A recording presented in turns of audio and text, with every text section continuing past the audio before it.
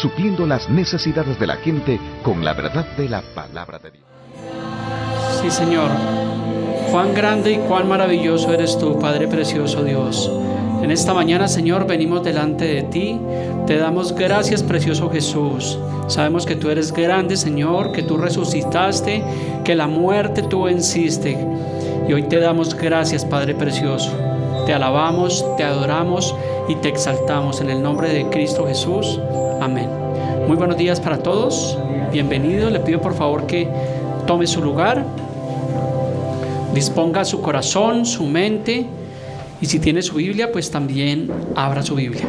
En nuestra penúltima enseñanza de la serie del libro de Revelación, hace 8 días estuvimos viendo el capítulo 19, hoy entramos al capítulo 20 y ya Dios mediante en 8 días ya concluimos con esta serie del libro Apocalipsis.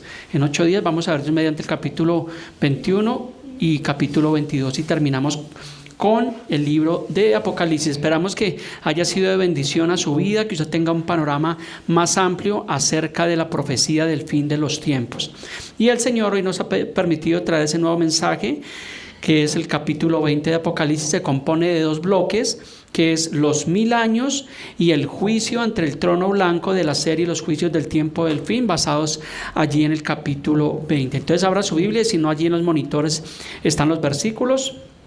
Apocalipsis capítulo 20, versículo 1, déjalo ahí, gracias. Entonces vamos a ver el reino milenial, o lo que se conoce también como los 1000 años.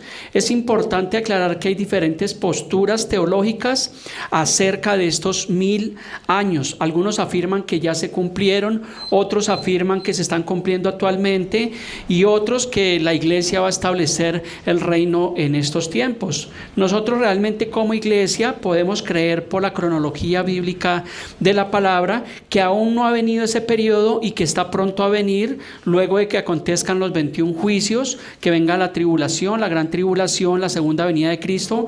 Ahí sí se va a cumplir ese reino milenial.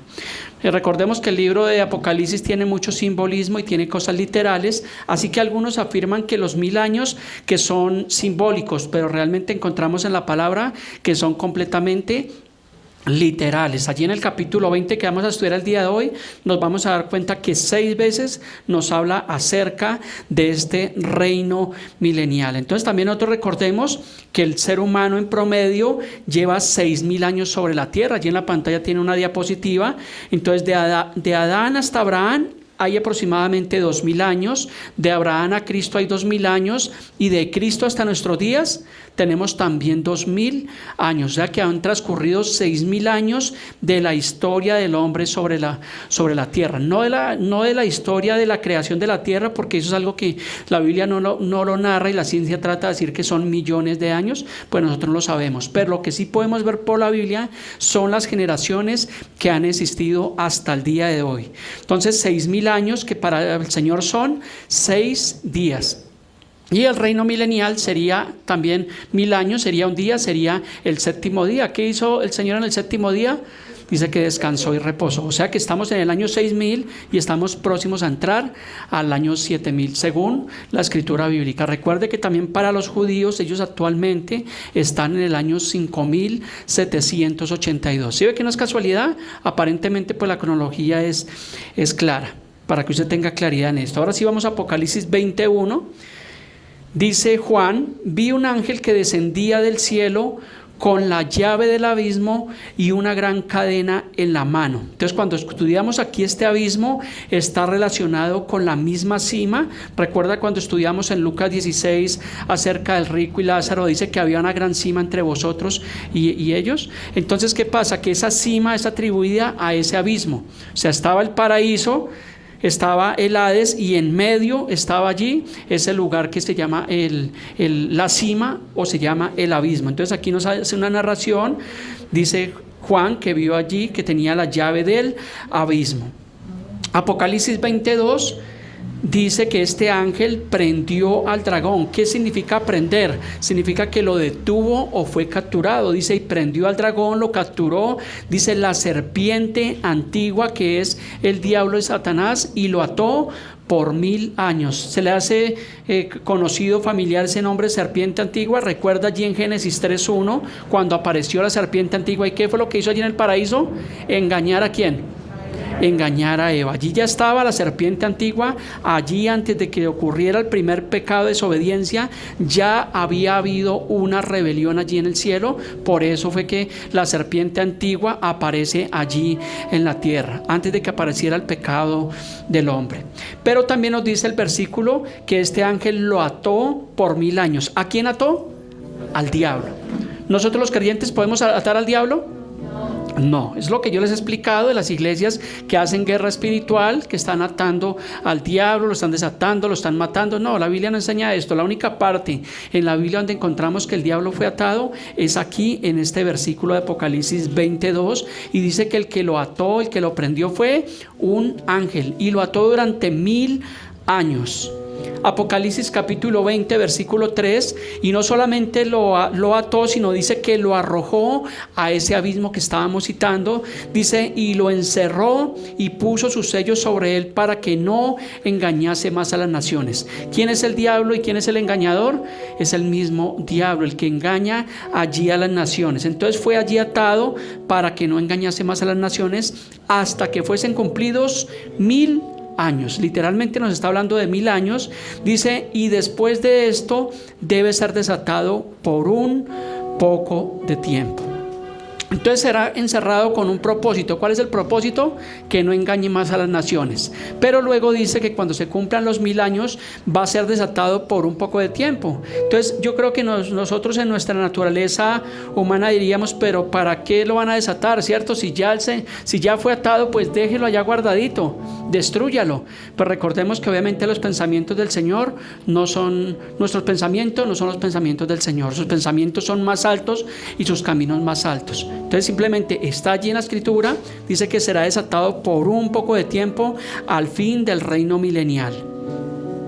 Apocalipsis capítulo 20 versículo 4 dice, y vi tronos, está diciendo Juan, y se sentaron sobre ellos los que recibieron facultad de juzgar, y vi a las almas de los decapitados por causa del testimonio de Jesús y por la palabra de Dios, los que no habían adorado a la bestia ni a su imagen, y que no recibieron la marca en sus frentes ni en sus manos, y vivieron y reinaron con Cristo 1000 años. Entonces nos está hablando acerca de unos que fueron marcados. Recuerda que en el capítulo 13, cuando estudiamos el capítulo 13 versículo 16 y 17, encontramos que allí estaba el anticristo, la bestia, que estaba haciendo, marcando allí a las personas. Es lo que se va a hacer en el fin de los tiempos, en la gran tribulación. Va a haber una marca en la mano derecha o en la frente. Y aquí en el capítulo 20 nos está hablando de que van a reinar 1000 años los que no adoraron a la bestia y no se dejaron imponer esa marca. Estamos hablando de los creyentes que van a salir al final de la tribulación y la gran tribulación. Recuerde, usted ya debe a estas alturas tener claridad que la iglesia no va a pasar por la gran tribulación. Posiblemente lo que estudiamos va a pasar por tribulación, y lo que estamos viendo ahorita en el mundo es una leve tribulación que no tiene, como dice, solución. Aparentemente las cosas van de mal en peor, y es lo que hemos hablado siempre, porque es lo que realmente nos dice la Biblia. El mundo está a puertas de una tercera guerra mundial. Rusia continúa amenazando ahora a Estados Unidos, a Finlandia, a Suecia, y recordemos que esta guerra puede ser una guerra nuclear, y es acabar prácticamente con millones y millones de personas, y esto traerá más hambrunas en el mundo, traerá más situación. No más ahorita lo que estamos viviendo, la inflación, la están viviendo muchísimos países por causa de esta guerra y de esta consecuencia, y es la maldad del ser humano. Pero realmente nosotros, ¿qué tenemos que hacer? Colocar nuestra confianza y nuestra esperanza en Cristo Jesús, Señor nuestro. Jesús mismo lo dijo en Mateo 24, porque es necesario que todo esto acontezca, pero aún no es el fin. Apocalipsis 25, continuando, dice, pero los otros muertos no volvieron a vivir hasta que se cumplieron 1000 años. Esta es la primera resurrección. Aquí ya encontramos, vamos a ver el día de hoy, que nos habla de la primera resurrección, segunda resurrección, primera muerte y segunda muerte. En otros mensajes anteriores yo ya le había explicado a muchos de ustedes, pero por el estudio de hoy vamos a verlo. Entonces nos está hablando aquí de unos muertos que no volvieron a vivir hasta que se cumplieron los 1000 años. Entonces aquí ya surge una pregunta: ¿cuáles muertos? Entonces está hablando realmente de los muertos sin Cristo, de las personas que han muerto y están allí en el Hades, en el lugar de tormento. Una persona que muere sin Cristo automáticamente desciende al Seol, que es el lugar de los muertos. Eso usted lo debe tener completamente claro. Y obviamente también habla de otros dice, esta es la primera resurrección. Esa primera resurrección está hablando cuando se cumplan obviamente estos 1000 años. Habla también de la segunda resurrección. Apocalipsis 26 dice: bienaventurado y santo el que tiene parte en la primera resurrección.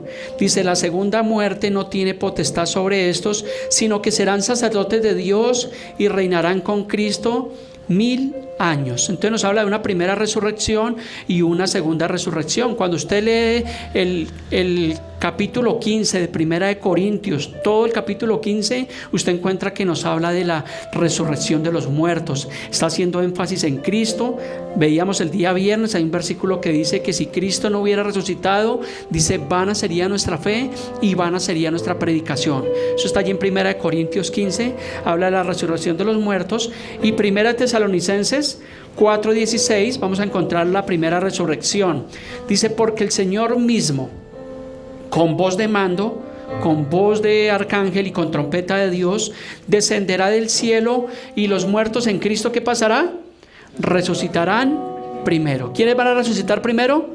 Los muertos en Cristo. ¿Qué significa? Que este versículo de Tesalonicenses, cuando venga el Señor Jesucristo, no en su segunda venida, sino en el arrebatamiento de la iglesia, que es un misterio, entonces dice que los muertos en Cristo resucitarán primero, y dice, y luego nosotros, los que vivimos, los que hayamos quedado, seremos juntamente arrebatados para recibir al Señor en las nubes, y así estaremos para siempre con Él. Entonces allí nos habla de una primera resurrección, que son los muertos en Cristo. ¿Correcto? ¿Tiene claro hasta ahí? También nos habla de una segunda muerte. Entonces, la segunda muerte no es la muerte física. La primera muerte, según Hebreos 9:27, dice de la manera que está establecido para todos los hombres que mueran a sola vez, y después de esto, el juicio. Esta es la primera muerte que tienen que afrontar, digamos, todos los seres humanos en el mundo entero. La muerte física, cuando vamos a un funeral, cuando muere un ser querido, sabemos que se tiene que cumplir la escritura. Y entendemos nosotros que nunca fue el propósito de Dios la muerte. No estuvo en los planes de Dios. La muerte fue por causa del pecado. Fue una consecuencia. Por eso cuando usted lee el libro de Génesis, usted puede encontrar que los primeros habitantes vivían casi cerca del milenio. ¿Por qué? Porque la muerte nunca estuvo en los planes de Dios. Entonces esa es la primera muerte a la cual se tienen que enfrentar, o no tenemos que enfrentar todos los seres humanos, a excepción que van a haber unos que no van a morir, y son los que van a ser arrebatados. Recuerda que en el Antiguo Testamento hubo dos personajes que fueron llevados vivos al cielo. Fue Enoc y Elías. A veces en los funerales escucha uno la gente diciendo, y Dios se lo llevó, ¿cierto? Cuando muere alguien dice, Dios se lo llevó. Pues realmente la Biblia no enseña eso. Los únicos dos personajes, y más que todo habla de Enoc, dice, caminó Enoc con Dios y Dios le llevó, pero le llevó vivo. Y asimismo pues va a llevar a los creyentes en el último tiempo. Digamos que nosotros somos esa generación. Cuando aparezca el Señor en las nubes, los muertos en Cristo resucitan primero, y nosotros, la iglesia, no una iglesia específica, sino la iglesia del Señor Jesucristo a nivel mundial, será arrebatada. O sea que estos hermanos y nosotros, digamos que no vamos a conocer la muerte. Nos va a pasar lo mismo que Enoc y lo mismo que Elías. Y esto es algo que nosotros debemos tener claridad en la palabra. Este es el evangelio del Señor Jesucristo. Vaya, pregúntele a una persona que estaba celebrando la Semana Santa y háblele de esto, a ver qué te va a decir. ¿Qué piensas que te va a decir? ¿Cierto? Pero ¿acaso no están celebrando hoy la resurrección de Cristo? ¿No estaban celebrando el día viernes conmemorando que Cristo había muerto? Pues realmente nosotros hablamos del Cristo bíblico. Por eso es que ellos no pueden entender, porque ellos no van a la palabra. Tienen una religión, tienen una costumbre, tienen un dogma, pero no van a la palabra. Ellos no entienden. Y nosotros en otro tiempo pues éramos igual, ¿cierto? Antes de venir a Cristo íbamos posiblemente a la iglesia tradicional, y obviamente íbamos, era como por tradición o por acompañar a nuestro familiar en el bautismo, en el matrimonio, en el funeral, lo que fuera, pero de ahí nada más. O yo le pregunto, ¿alguno de ustedes cuando era católico estudiaba la Biblia? Yo creo que la proporción es 0, porque nos pasaba lo mismo. Pero ahora en el Señor, por eso el Señor dice en Juan 8:32, dice: conoceréis la verdad y la verdad nos hará libres. ¿Quién es la verdad? Jesucristo. ¿Quién más es la verdad? Su palabra. Esa es la verdad. El mundo está buscando una verdad. El mensaje del día viernes hablábamos acerca de eso, de que el Señor Jesús es el camino, la verdad y la vida. Pero ¿qué es la verdad? Porque la gente está buscando la verdad. Todos creen tener la verdad, pero la verdad no la tiene una iglesia, la verdad no la tiene un pastor, la verdad la tiene el Evangelio del Señor Jesucristo. Es muy distinto que nosotros hablemos de una verdad que ya está establecida, porque no podemos poner otro fundamento del que ya está puesto, el cual es Cristo. Entonces, cuando predicamos, Gilbert, tú y yo, ¿qué hacemos? Predicamos es lo que está allí escrito en la palabra de Dios. Apocalipsis capítulo 20 versículo 7 dice: cuando los 1000 años se cumplan, vuelve y repite 1000 años, dice: Satanás será suelto de su prisión. Entonces vuelvo y le digo, nuestra lógica y nuestro razonamiento humano podríamos decir: ¿para qué soltarlo? ¿Por qué no lo dejas allá, Señor? ¿Cierto? Por una eternidad, pero realmente sabemos que será desatado por un poco de tiempo para que se cumpla la escritura. ¿Con qué propósito? Engañar allí a las naciones. Dice Apocalipsis 28, dice: y saldrá a engañar a las naciones que están en los 4 ángulos de la tierra, a Gog y a Magog. Recuerda que este Gog y Magog lo estuvimos estudiando, tiene que ver mucho con Rusia y el gobernante allí de Rusia, a fin de reunirlos para la batalla, dice, el número de los cuales es como la arena del mar. Entonces saldrá a engañar, pero ¿quiénes serán engañados? Obviamente muchos dicen: pastor, pero si estamos en el reino milenial y hemos pasado los creyentes, porque es el reino de Cristo, la justicia de Cristo, entonces ¿a quién va a engañar? Pues obviamente va a engañar a las personas, porque va a haber reproducción, obviamente se va a establecer familias. No vamos a vivir allí como ángeles, sino se va a establecer familias, y obviamente pues van a nacer hijos, y posiblemente esos hijos que nazcan al final del milenio posiblemente se van a rebelar. Es lo que nos muestra la escritura.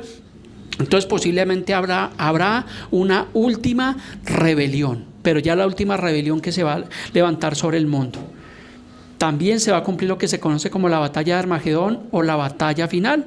Apocalipsis 29 dice: y subieron sobre la anchura de la tierra y rodearon el campamento de los santos y la ciudad amada. ¿Cuál es la ciudad amada de Dios? Pues cuando estudiamos la profecía bíblica nos está hablando de una nación santa, y es la nación de Israel. ¿Por qué la nación de Israel? Pues porque allí comenzó todo, allí se cumplieron, obviamente se desataron obviamente la historia bíblica, y allí nuevamente va a terminar. El Señor hubiera podido escoger a Venezuela, hubiera podido escoger a Perú, qué sé yo, pero simplemente le plació escoger allí esa pequeña nación allí en el centro de la tierra, y es la ciudad amada que está hablando la escritura. Apocalipsis capítulo 20 versículo 10. Esta es la parte que más me gusta de esta enseñanza. Dice: y el diablo que los engañaba fue lanzado en el lago de fuego y azufre, donde estaban ¿quién? La bestia y el falso profeta, y serán atormentados día y noche por los siglos de los siglos. Entonces fue lanzado ¿a dónde? Al lago que arde azufre y fuego. Este lago de fuego que nos habla la Biblia, recuerde que no es el mismo Hades, es un lugar, posiblemente un inframundo, pero ya es el destino final del diablo. Dice que también estaba allí la bestia, el anticristo y el falso profeta por la eternidad, y también van a ir allí y serán atormentados por la eternidad las personas que desde tiempos bíblicos hasta los últimos días de la tribulación rechazaron el evangelio del Señor Jesucristo. Y vamos a ver ahorita que también el Hades, el Seol, ese lugar va a ser destruido, va a ser echado allí al lago que arde, azufre y fuego. Ese es el destino final de los malvados. Ese es el destino final del diablo, ese es el destino final de la bestia, del falso profeta, de las falsas religiones. Ese es el destino final de los falsos predicadores que toman el evangelio como fuente de ganancia. Por eso es que nosotros debemos ser cuidadosos de qué estamos predicando, de qué es lo que nos motiva a predicar el evangelio del Señor Jesucristo. Han pasado 7 años que estamos casi en este lugar y damos gracias al Señor porque a nadie hemos agraviado. Hemos predicado un sano y un correcto evangelio. Y yo les pido sus oraciones para que esta iglesia continúe en esa línea, predicando lo que la Biblia dice. Y que si el Señor levanta nuevos predicadores y nuevos servidores, que tengan esa conciencia de predicar una doctrina correcta. Se necesita un correcto evangelio. Recuerde que estamos en tiempos de apostasía y laodiceísmo. Usted ya a estas alturas debe saber qué es apostasía y debe saber qué es laodiceísmo. Entonces fue lanzado allí en el lago de fuego y azufre donde estaban la bestia y el falso profeta. Recordemos que la bestia y el falso profeta, en nuestro estudio anterior del capítulo 19 encontramos que ellos habían sido también apresados y habían sido ya echados allí, y de allí sí no vuelven a salir. El diablo será atado por 1000 años, desatado por un poco de tiempo, y luego será echado completamente a ese lago de fuego por la eternidad. O sea que nunca más volverá a engañar a las naciones. Porque la Biblia, cuando estudiemos en 8 días el último mensaje de Apocalipsis, capítulo 21, vamos a encontrar la nueva Jerusalén. Vamos a ver que Dios establece cielos nuevos y tierra nueva. Porque todo lo que vemos, esta tierra tiene que ser completamente destruida y tiene que ser renovada. Así que no se preocupe por las cosas materiales de este mundo, porque no hemos visto el primer funeral con trasteo. ¿Sí ve? Entonces no se afane por el día de mañana. Claro, trabaje, sea esforzado, sea responsable, tenga su lugar para vivir, alimente a sus hijos, su familia, pero eso no puede estar por encima de la voluntad de Dios, porque es el primer mandamiento con promesa. Seguimos al segundo bloque, nos habla del juicio del trono blanco, la parte que también me gusta de este capítulo. Apocalipsis 20:11 dice Juan: y vi un gran trono y al que estaba sentado en él. ¿Quién creen que está sentado en ese trono? Dígalo con toda confianza: el Padre Todopoderoso, el Dios creador, el Dios eterno. O sea que Juan vio ese trono blanco y al que estaba sentado en él, dice, delante del cual huyeron la tierra y el cielo, y ningún lugar se encontró para ellos. Nos está hablando de que la tierra y el cielo deben ser completamente exterminados, cambiados. Por eso la Biblia habla de cielos nuevos y de tierra nueva. Y cuando venga ese cielo nuevo y esa tierra nueva, es cuando viene el reino milenial, cuando viene Cristo a regir con vara de hierro, cuando viene a gobernar, cuando viene la justicia perdurable, cuando dice que no habrá más llanto, ni enfermedad, ni muerte, ni tristeza, ni angustia, ni nada de estas cosas. Ese es el mundo que todos soñamos. Pues ciertísimamente ese mundo va a llegar. ¿Y quiénes van a llegar allí? ¿Quiénes? Nosotros. Muy bien. ¿Solo Gilbert? Todos los creyentes, muy bien. Todos los creyentes vamos a pasar allí a ese reino milenial. Pero por eso tenemos que perseverar. Mientras que estemos en este mundo, así tengamos aflicciones, perseveremos, porque Mateo 24:13 dice: más el que persevera hasta el fin, este será salvo. Entonces la vida cristiana no es para un tiempo. La vida cristiana no es para ver cómo nos va, a ver si consigo casa, carro y beca, lo que habla la teología de la prosperidad. No, cuando venimos a Cristo es para nunca más regresar atrás, porque ya fuimos bendecidos. Lo veíamos el día viernes, Efesios 1:3 dice que Él nos bendijo con toda bendición espiritual. Así que yo le pregunto en esta mañana: ¿cuántos de ustedes han sido ya bendecidos?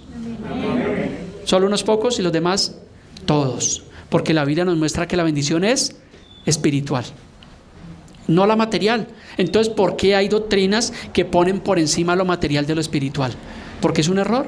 Nosotros ya fuimos bendecidos. Así, y tú me dirás: pastor, pero tú no ves la situación que yo tengo. No tengo para pagar la renta esta semana, no tengo para eso. Pero es que esa no es la bendición. Eso es parte de la añadidura que dice Mateo 6:33. Así que sonría, Cristo le ama. Tú y yo ya fuimos bendecidos espiritualmente. ¿Cuántos se gozan por eso? Apocalipsis 20:12, sigue diciendo Juan, y vi a los muertos, dice, grandes y pequeños, de pie ante Dios, y los libros fueron abiertos, y otro libro fue abierto, el cual es el libro de la vida. Y fueron juzgados los muertos por las cosas que estaban escritas en los libros según sus obras. Entonces fue abierto un libro que se llama el libro de la vida. Y allí nadie se va a escapar. Todos tienen que compadecer. Y ojalá Dios quiera que tu nombre y mi nombre esté escrito en ese libro. Pastor, ¿cómo inscribimos nuestro nombre en el libro de la vida? Gratuitamente. Porque a ti ni a mí nos costó nada. ¿Quién fue el que pagó el precio? El Señor Jesucristo. Y cuando nosotros aceptamos ese plan de salvación, ese plan de redención, es cuando realmente nosotros somos salvos y automáticamente el Señor coloca nuestro nombre en el libro de la vida. Yo creo fielmente que el nombre mío, de mi esposa, de mis hijos está escrito en el libro de la vida y que el nombre de cada uno de ustedes está allí escrito. Pero ahora, ¿sabe qué es lo que tenemos que hacer? Perseverar para que ese nombre no sea borrado. Porque algunos dicen que la salvación no se pierde, otros que sí se pierde. Yo siempre he dicho que no se puede perder lo que nunca se ha tenido.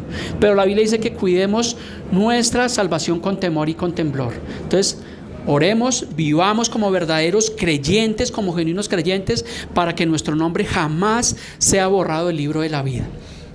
Y dice, y fueron juzgados los muertos por las cosas que estaban inscritos en el libro. Entonces tal vez alguno dirá, pastor, entonces vamos a ser juzgados por las obras.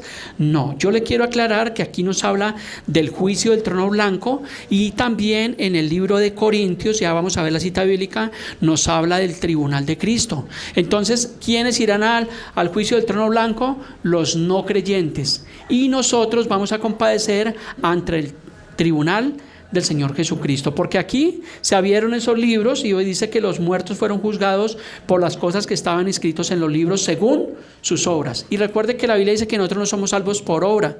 ¿Sí es así? Somos salvos ¿por qué? Por la gracia del Señor Jesucristo. Pero como ellos no creyeron, entonces como Dios es justo, pues les va a hacer un juicio justo y se van a abrir los libros. Listo, rechazaron a Jesús, pues miremos cuáles fueron sus obras y cómo son las obras de los seres humanos. Perversas, malas. ¿Sí ve? Entonces ellos van a ser juzgados por su conciencia. El Señor los va a juzgar porque Él es juez justo, ¿correcto? Para que usted tenga claridad. Entonces nosotros no vamos a ir al juicio del trono blanco, sino nosotros vamos a ir al tribunal de Cristo. Ya le voy a mostrar la cita bíblica. Apocalipsis 20:13 dice, y el mar entregó los muertos que había en él, y la muerte y el Hades entregaron los muertos que había en ellos, y fueron juzgados cada uno según sus obras. O sea que la muerte y el Hades, ese Seol, dice que entregó sus muertos para ser juzgados según las obras de ellos. Allí en el Seol, digamos que actualmente ¿quién está? ¿Recuerda al rico y Lázaro? Allí está ese rico. Él va a tener que compadecer allí ante ese tribunal.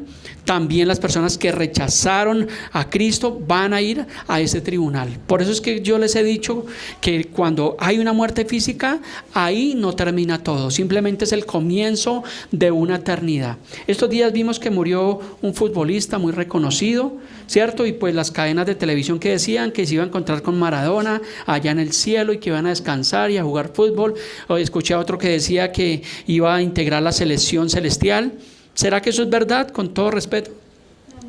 No, eso no enseña la Biblia, porque yo les decía el día viernes, si la Biblia enseñara que todos van al cielo, pues yo cerraría la Biblia, cerraría la iglesia, porque ¿para qué predicamos si todos van al cielo? ¿Cierto? Sentido común, lógica. Entonces no todos van al cielo. Eso es falso. Eso lo enseña la religión, porque la religión los mantiene enceguecidos. Entonces dicen, no te preocupes, que tú hagas lo que hagas, así seas malo, así participes en la ideología de género, tranquilo que te vas a salvar. Y si no te salvas, pues tu familia te hace una misa de 9 días, que es lo que se cataloga como las indulgencias, y no te preocupes. Pero eso es completamente antibíblico. El único camino al Padre que veíamos el día viernes, ¿quién es? es Cristo. La salvación únicamente es por medio del Señor Jesús. Por eso Él dijo, yo soy el camino. Él no dijo, yo soy uno de los caminos. Él es el único camino al Padre. Por eso esta iglesia es una iglesia bíblica, es una iglesia centrada en Cristo. La Biblia es cristocéntrica. Entonces, si ves, la cuestión no es morir. Murió este futbolista, pues no sabemos nada de su vida, no podemos determinar si se salvó o no se salvó. Pero lo único cierto es que todas esas personas van a compadecer un día. Y lo más tremendo es que muchos van a decir, ay Dios, pero a mí nadie me enseñó el Evangelio, a mí nadie me predicó. Pues eso es completamente falso, porque el Evangelio ha sido predicado a toda nación y a toda criatura. Y si la persona definitivamente jamás escuchó el Evangelio, porque hubo otras generaciones que no tienen la tecnología que nosotros tenemos, ¿cierto? Y de pronto era más difícil de pronto la predicación del Evangelio, pues ellos van a ser juzgados, como dice el versículo, cada uno según sus obras. La muerte y el Hades también van a entregar sus muertos. Entonces, ¿pero por qué fueron juzgados según sus obras? Porque ellos no fueron justificados. La Biblia nos habla de la justificación. ¿Quién te justificó a ti y a mí? Jesús. Ese es el plan de redención, ese es el plan de justificación. Tú no lo merecías, Gustavo, y yo menos. Pero el Señor nos justificó. Él nos limpió, nos lavó con su preciosa sangre. Entonces, ¿vale la pena servir al Señor? ¿Vale la pena seguir a Cristo? Recuerde que no estamos siguiendo una religión, no estamos siguiendo una iglesia, no estamos siguiendo un pastor, sino seguimos al pastor de pastores, al Señor de señores y al Rey de reyes, al que ciertísimamente derramó su sangre allí en el Calvario para perdón de pecados. Porque la Biblia dice que sin derramamiento de sangre no hay remisión de pecados. Es la única forma de que nosotros seamos perdonados a través de la sangre del Cordero. ¿Y para quiénes son? Es para los que han aceptado el plan de salvación. El Papa de la Iglesia Católica dice que todos son hijos de Dios. ¿Eso es verdad? No. Juan 1:12, ¿qué dice? Mas a todos los que le recibieron, a los que creen en su nombre, les dio potestad de ser hechos hijos de Dios. Entonces no todos son hijos de Dios, todos son criaturas de Dios, pero los que han creído se han convertido en hijos de Dios. Somos hijos de Dios, ¿correcto? No Jehová Juniors, como decía un predicador por ahí, que somos dioses pequeños, no. Sí, porque ya se van al otro extremo. Bueno, entonces si soy un hijo de Dios, entonces soy un diosito pequeño. No, eso es falso. Somos hijos de Dios por adopción. Pastor, entonces aquí surge una pregunta. ¿Los creyentes darán cuenta? ¿Irán a un trono, al tribunal? Recuerda que les hablaba del tribunal de Cristo. 2 Corintios 5:10 dice, porque es necesario que todos nosotros, ¿a quién está hablando Pablo? A la iglesia de Corinto. Pablo le está hablando a los creyentes, dice, porque es necesario que todos nosotros, los creyentes, los cristianos, comparezcamos ante el tribunal, ¿de quién? De Cristo. Entonces, ¿vamos a ir al trono blanco o al tribunal de Cristo? Al tribunal de Cristo. ¿Sí ve qué maravilloso? Eso es como la justicia especial para la paz, pero mejorada millones de veces. Obviamente, claro, es una justicia especial para nosotros, porque allí vamos a ir a este tribunal, dice, para que cada uno reciba según lo que haya hecho mientras estaba en el cuerpo, sea bueno o sea malo. Por eso, aunque no somos salvos por obras, pero procure ser útil al Señor. Procure predicar el Evangelio del Señor Jesucristo, porque la Biblia dice que en el reino milenial seremos reyes y sacerdotes, y Dios, el Señor, en su misericordia va a dar ciertas coronas a los que sirvieron en el Evangelio. Entonces yo no me preocupo por la recompensa acá en el mundo, no me preocupo si la iglesia no crece, no me preocupo si no alcanzó para pagar la renta. Pues eso, ¿qué nos interesa si finalmente la recompensa dónde está? En el cielo. Y eso es lo que me motiva como pastor, como servidor, como hermano, a seguir predicando el Evangelio, porque mi fe no está puesta en las cosas materiales de este mundo. ¿Maravilloso?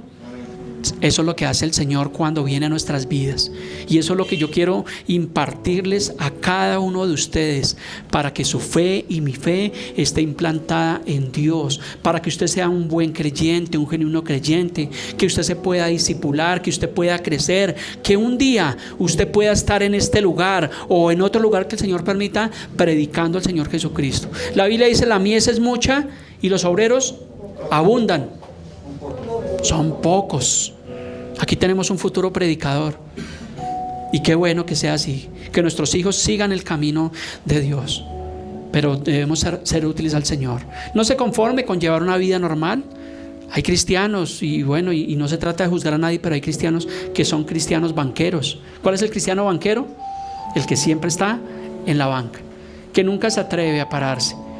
Yo hubiera podido hace años elegir eso, dedicarme o quedarme ahí como fiel asistente a la iglesia, o ponerme en pie para servir al Señor. Y yo no tenía en mi corazón el ser pastor, fue el Señor, porque es por su gracia. Eso es un llamado que pone Dios en el corazón de cada persona. Ni siquiera es un llamado que yo como pastor le puedo poner a ninguno de ustedes, sino es algo que el Señor coloca en su corazón. ¿No le ha pasado que a veces el Señor coloca en su corazón esa necesidad de predicarle a alguien? ¿Sí les ha pasado? Si me dice que no, mejor dicho, digo, tenemos que reevaluar la doctrina, porque eso nos pasa. Y yo sé que en sus propias palabras a veces alguien tiene una situación, y nosotros ¿qué hacemos? Predicarles a Cristo, hablarles del Evangelio. Y eso porque dice la palabra que el Señor coloca el querer como el hacer por su buena voluntad. Y qué bonito cuando el Señor coloca eso, pero más bonito cuando usted y yo acudimos a ese llamado, que no nos da pena. No, es que a mí me da pena hablar, pero ¿cómo no nos da pena hacer otras cosas? Que no nos dé pena.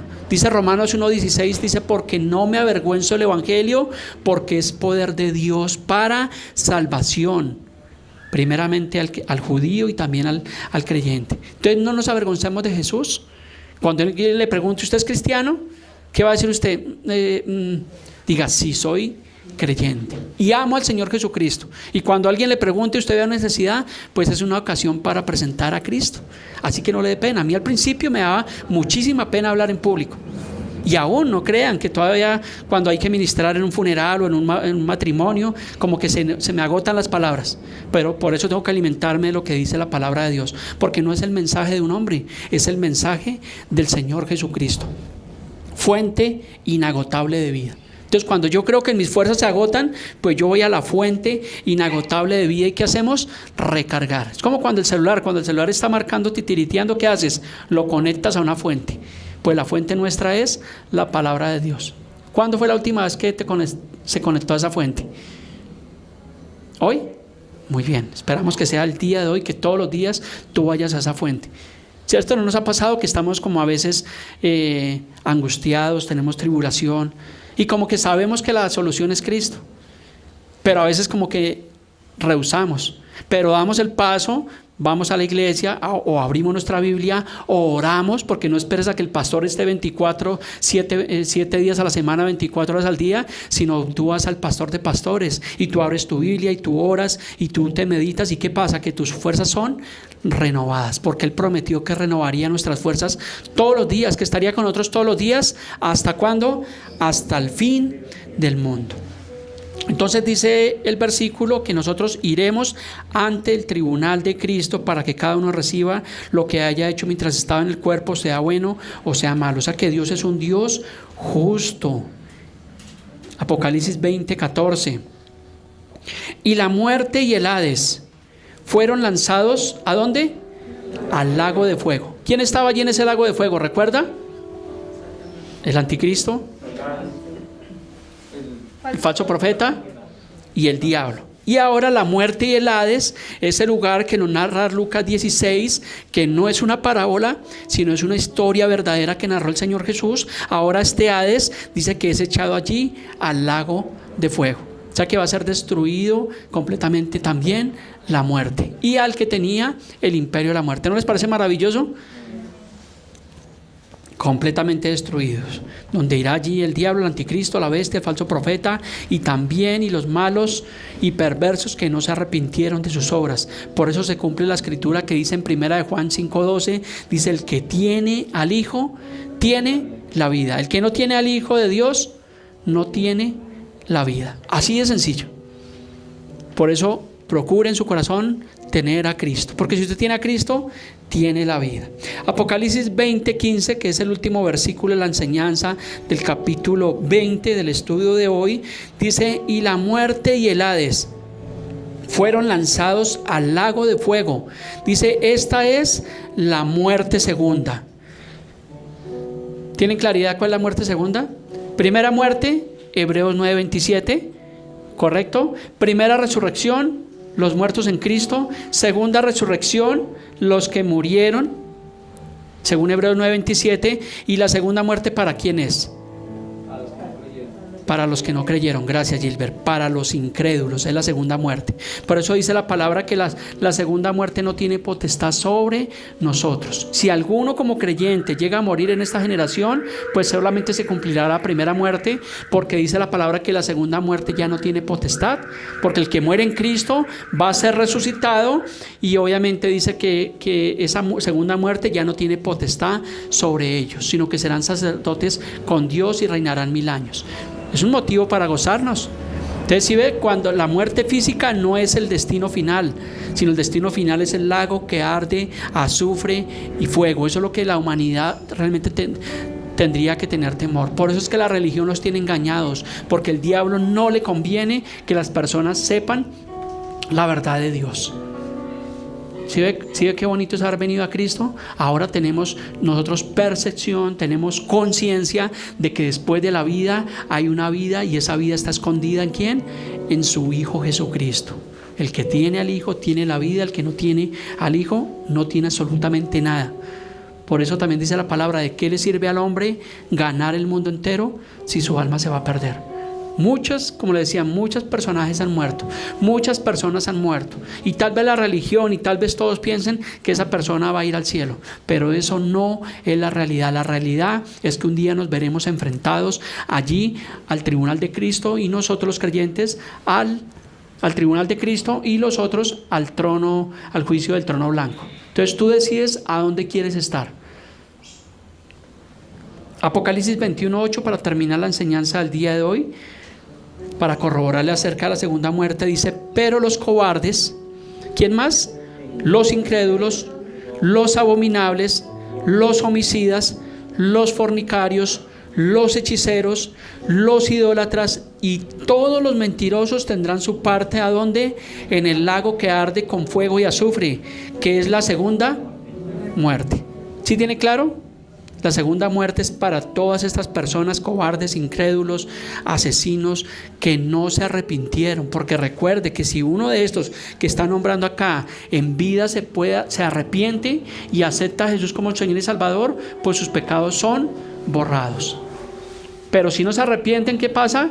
Que obviamente mueren físicamente, mueren en condenación, y cuando sean resucitados van a ir allí a ese juicio del trono blanco, y luego para ellos es la segunda muerte, que es eterna. Esto es algo real. Los testigos de Jehová dicen que esto no existe. Ellos lo llaman, y hay otras denominaciones que dicen que es la teoría de la aniquilación, porque ellos dicen: pero si Dios es bueno, ¿por qué Dios los va a enviar a ese lugar de tormento? Entonces ellos dicen que simplemente la persona que no se salva simplemente deja de existir. Y eso es antibíblico, porque la Biblia nos está diciendo que sí hay una segunda muerte, que es un lago que arde azufre y fuego. ¿Clara la Biblia? Entonces tampoco se deje engañar, abra su entendimiento, escudriñe, haga lo que hacían los creyentes de Berea en Hechos 17:11, que con las escrituras corroboraban que todo lo que estaba hablando Pablo y Silas estaba de acuerdo a la escritura. Y eso es lo que usted tiene que hacer en este lugar y en cualquier lugar. Hay personas que se han ido de la iglesia por diferentes circunstancias, porque se fueron para otra ciudad, porque no les gustó algo de la iglesia y se han ido para otro lugar, y la recomendación que les damos, ¿cuál es? Que escudriñen su palabra. Estos días llamé a una persona que no volvió a la iglesia, y lo llamé para ver cómo estaba el hermano, y me dijo: no, pastor, yo estoy yendo a otra iglesia porque pues conocí allí a una persona y me enamoré de esa persona y voy a luchar por esa persona. Y yo, bueno, es respetable. Pues simplemente le dije bendiciones, y pues simplemente ponga por práctica lo que usted aprendió en este lugar. Pero busquemos primeramente el reino de Dios y su justicia, porque el tiempo está cerca, muy cerca. No sabemos qué será del día de mañana. Apocalipsis 22:7, que es el último versículo con el cual hemos terminado todas nuestras enseñanzas del libro de Apocalipsis. Recuerde que en 8 días concluimos. Dice: he aquí, vengo pronto. ¿Cuántos años hace que pasó esto? Esta declaración, 2000 años. 2 días de Dios. Dijo el Señor: vengo pronto. Y el Señor no es mentiroso, porque ¿no les ha pasado que a veces el ser humano lo llaman para algo y dice: ya voy, deme 5 minutos? Cuando dice 5 minutos, ¿cuánto es? 1 hora. No, es que había trancón. Y cuando el Señor dice que viene pronto, Él no tiene el carácter nuestro, Él tiene el carácter de Dios. Y si Él dijo que vendría pronto, es pronto. Pero también dice: bienaventurado, dichoso, feliz el que guarda las palabras de la profecía de este libro. ¿Sí ve la importancia de escudriñar toda la palabra? ¿Sí ve la importancia de escudriñar todo el libro del Apocalipsis? Yo sé que tal vez posiblemente a usted no se le haya quedado absolutamente todo, pero sé que gran parte la tiene en su corazón. En 8 días les voy a obsequiar un bosquejo de todo el libro del Apocalipsis, que es lo que yo he venido haciendo. Un cuadro para que usted tenga presente, para resaltar lo más importante de cada estudio que hicimos. En 8 días, si el Señor lo permite, que vamos a estar acá con el último enseñanza del libro Apocalipsis. En 15 días el hermano Gilbert tiene el privilegio de predicar, y me da gozo, me da alegría que una persona pueda ser fiel al Señor y pueda también predicar el evangelio del Señor Jesucristo. Se necesitan obreros, porque a veces el pastor tiene que hacer absolutamente todas las cosas, y yo tuve que ser pastor para ahora comprender a los pastores, porque a veces pensamos que todo lo haga el pastor, que el pastor madrugue, que el pastor limpie la iglesia, que el pastor visite a los hermanos, que el pastor vaya al funeral, que el pastor vaya al matrimonio, que el pastor venga y arregle los problemas. Pero realmente gracias al Señor que nos da esas fuerzas, y que todo es por su gracia y por su favor. Vale la pena servir al Señor, y no me canso de repetirlo: lo mejor que me ha pasado en mi vida entera, por encima de mi esposa y de mis hijos y del trabajo y tal vez de la casa y tal vez del carro, lo más importante es el día que me predicaron a Cristo y el día que me pude reconciliar con Jesús. Es lo mejor que me ha pasado, y eso es lo que nos llena de gozo, de alegría, y nos da fuerzas cada día para seguir adelante. ¿Hasta cuándo? Hasta que el Señor regrese, o hasta que tú y yo seamos llamados a su presencia. Hay un predicador, pues yo lo escucho, me parece un gran evangelista, se llama el hermano Gary Lee, que es de Estados Unidos, y él estaba estos días predicando en otra parte de Estados Unidos. Estaba como a 2,000 kilómetros de su casa, y su padre, que tenía ya creo que 88 años, estaba allá en la clínica, y el papá pues obviamente se comunicó con su hijo y le dijo que lo quería ver antes de morir, porque el Señor le había dicho que ya era el tiempo de partir. Y este hombre cogió un avión, se devolvió hasta ese hospital, pudo abrazar a su padre, y a las pocas horas su padre partió en el Señor. Y me pareció algo tan bonito de ver: este hombre siguió predicando y decía: mi papá partió para estar con el Señor. O sea, porque nuestra esperanza está en Cristo. Cuando una persona no tiene a Cristo, por eso piensa que el mundo se acabó. Pero por eso tenemos que poner nuestra confianza en Cristo Jesús, Señor nuestro.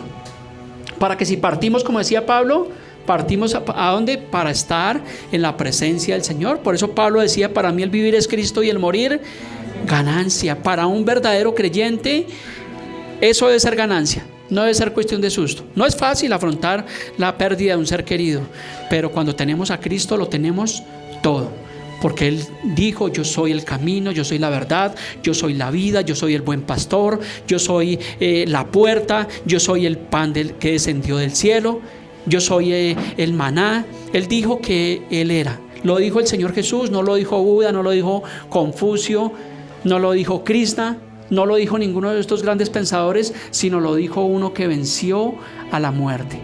Todos estos pensadores murieron, y allí en sus tumbas están sus huesos, pero en la tumba de Cristo está completamente vacía. Al tercer día dice que las mujeres fueron allí al sepulcro, y el sepulcro estaba completamente vacío. Y veíamos el día viernes que se tejió una gran mentira alrededor de la muerte de Jesús, porque allí los principales sacerdotes dieron dinero a los guardias para que dijeran que los discípulos habían robado el cuerpo. Y ese dicho hasta el día de hoy se teje allí entre los judíos. Por eso los judíos no aceptan al Jesús bíblico que tú y yo estamos siguiendo. Pero gloria al Señor para los que creen. Bienaventurado y dichoso el que cree. Así que si usted cree, gócese, viva en el Señor y póngase sobre sus pies. Vamos a terminar en oración de gozo, de alegría. Yo espero que, vuelvo y le digo, que usted siga caminando en el Señor, que usted se afiance. Si usted quiere discipularse, me dice, sacamos el tiempo, vamos a su casa, viene a la iglesia y hacemos un discipulado y crecemos en el Señor, porque tenemos las herramientas. Crezca en el Señor. ¿Cómo le diría? No encuentro la palabra para decir crezca en el Señor, viva en el Señor, que el Señor sea lo más importante en su vida. Precioso Dios, en esta mañana, Señor, Te damos gracias por tu palabra, por tu amor, por tu bondad, por tu fidelidad, Señor. Tú resucitaste, Señor, ciertísimamente según las Escrituras, y estás sentado a la diestra del Padre. Y tú prometiste, Señor, que regresarías para salvarnos, para librarnos de la hora del juicio, del tiempo, del fin, Señor. Creemos fielmente por tu palabra y por lo que está viviendo el mundo, que estos son los tiempos finales. Dios, te pedimos que te apiades de nosotros, ten misericordia, ten compasión. Te pedimos que como iglesia, como familias, tú nos llenes más de ti, Señor. Queremos ser llenos de ti, Señor. Y te pedimos perdón porque a veces nos ocupamos más en las cosas materiales, en las cosas que perecen, Señor, y te dejamos de lado, Padre precioso. Perdónanos, Señor, en esta mañana, Dios. Queremos ser esa iglesia, Señor, que crece, esa iglesia que persevera en tu palabra, Señor. Esa iglesia que va por los perdidos, Señor, que no se cansa, Señor. Como esa iglesia de Esmirna, Señor, que aunque no tenga todos los recursos, Señor, es una iglesia que es rica espiritualmente, Señor. Y no queremos ser esa iglesia laodiceísta que decía tenerlo absolutamente todo, bienes, riquezas, y no tenía absolutamente nada, porque era pobre, ciega, miserable y desnuda, Señor. Por eso en esta mañana te elegimos a ti, Señor. Oro por cada familia que está en este lugar, para que tú nos continúes bendiciendo espiritual, rica y abundantemente, Señor. Y también te pedimos por los hermanos que tienen necesidad, porque sabemos, Señor, que si tú nos diste a tu Hijo Jesucristo, dice, ¿cómo no nos darás también contigo todas las cosas? Oramos por los hermanos, Señor, que no tienen empleo. Provéeles, Señor. Ábreles puertas, Señor, pero que nosotros podamos entender que tú eres lo más importante. Te doy gracias por la vida de estos jóvenes, Señor, que siguen tu palabra, Señor, que te aman con todo tu corazón. En el nombre de Cristo Jesús, te damos gracias en esta mañana. Amén y amén.